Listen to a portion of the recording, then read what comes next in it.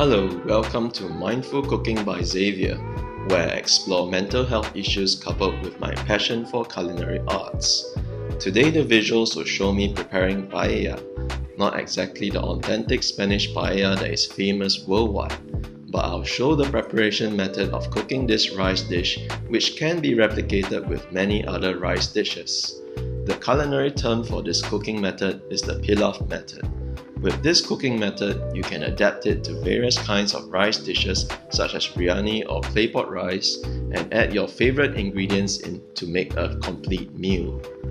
Earlier in one of my previous videos, I shared how I got treated for dysthymia or persistent depressive disorder or PDD in short. In the commentary in this video, I will delve into the specifics of what and how my psychologists and psychiatrists treated my condition. I will add a disclaimer here. The treatment that I received is tailored specifically to me.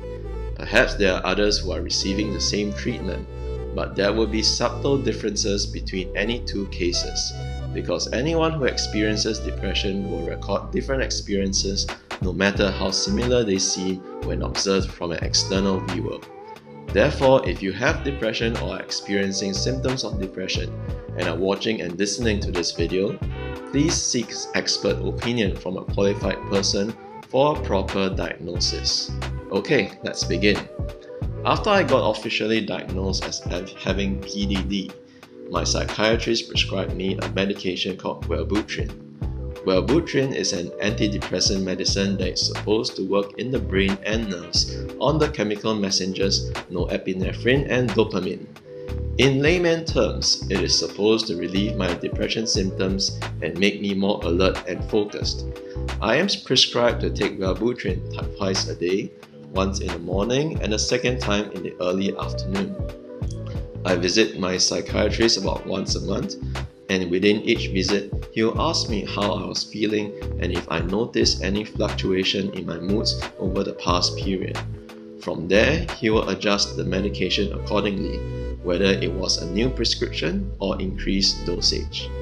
I went from 1 tablet of Wellbutrin a day to 2. I was given Lexapro too, another type of antidepressant, but Lexapro gave me nausea and gastritis even after taking an anti-gastric pill for prevention, so I stopped Lexapro.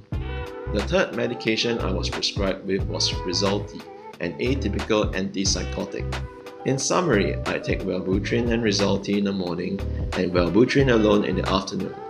I am continuing to take this course of medication today.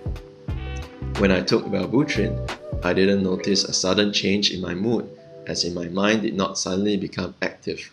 It probably did lower my incidences of low moods. I had slightly more occasions of positive thinking, but I wasn't like super happy or anything like it.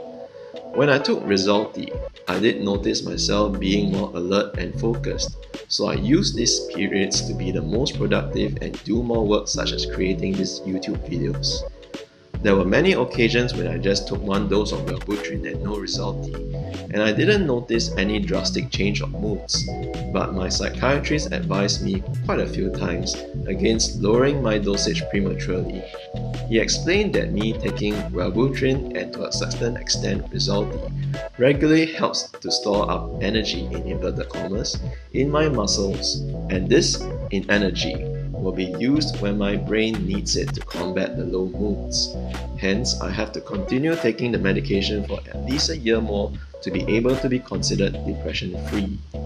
To complement my medication treatment, I went through cognitive behavioral therapy with my psychologist, CBT in short. In layman terms again, CBT is a form of talk therapy that is guided by principles from behavioral and cognitive psychology.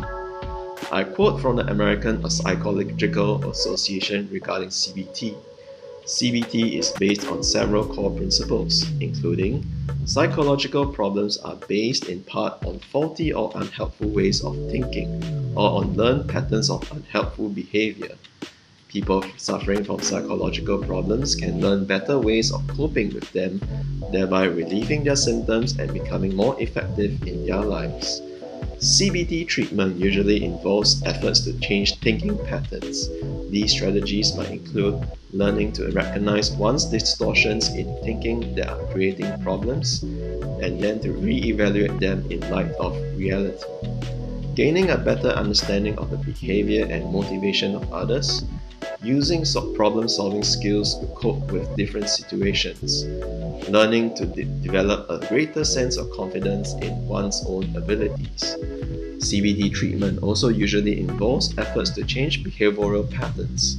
These strategies might include facing one's fears instead of avoiding them, using role-playing to prepare for potentially problematic interactions with others, learning to calm one's mind and relax one's body. Unquote. Not all CBT will use all of these strategies. Rather, I will work together with my psychologist to develop an understanding of the problem and to develop a treatment strategy. CBT places an emphasis on helping individuals learn to be their own therapists. Through exercises in a session as well as homework exercises outside of sessions, I'm helped to develop coping skills where I can learn to change my own thinking, problematic emotions, and behavior. My psychologist emphasizes what is going on in my current life rather than what has led up to my difficulties. A certain amount of information about my history is needed, but the focus is primarily on moving forward in time to develop more effective ways of coping with life. I went through a couple of CBT sessions with my psychologist, and after each session, I tried to put into practice the coping strategies when facing my periods of low moods. Is a combination of medication and CBT effective in keeping my depression in check?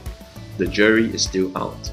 Sometimes I still wonder if all my low moods were due to a weakness in my character, that I could be just plain lazy. However, I trust in a healing process. Some will advise, just pray to God and all will be well. I believe that God wants me to be well. So if God sent my psychiatrist and psychologist to heal me, I have to trust God that this is the way forward. Now back to the visuals of the preparation of paella. Very often I get confused by the ratio of rice to water. This is because the amount of water needed if you use a rice cooker will be usually less than what you need if you use a pot or pan over the stove.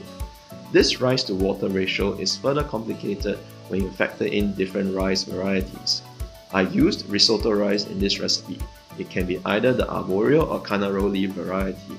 If you have Spanish bomba rice, go ahead and use it, though it's expensive to get it in Singapore. Hence for this paella, I used 2 cups of water to 1 cup of rice. Practically anything can be added into a paella. Therefore, this is my go-to meal when I'm not sure what to cook for dinner for the day. Give it a try. God bless.